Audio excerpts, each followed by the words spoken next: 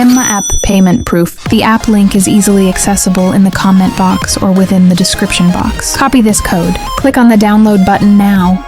So there are two ways to go. Hit the Play Store button. Just clicking there will take you to the Play Store. When the app is downloaded, just click Open. There are many options. The easiest is to log in with Google. Select any Gmail and click on it. Then select Female and click on Next Step. Write your name here. It's better if you use emojis. And if you enter your date of birthday correctly, enter the code shown on the screen here.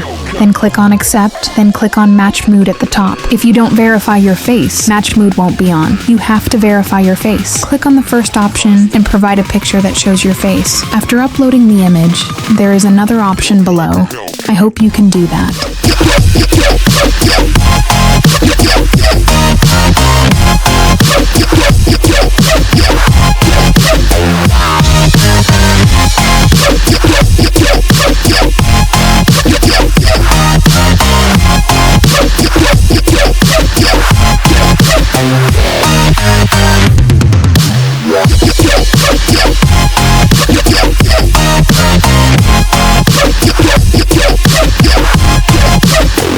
Like a Hellcat.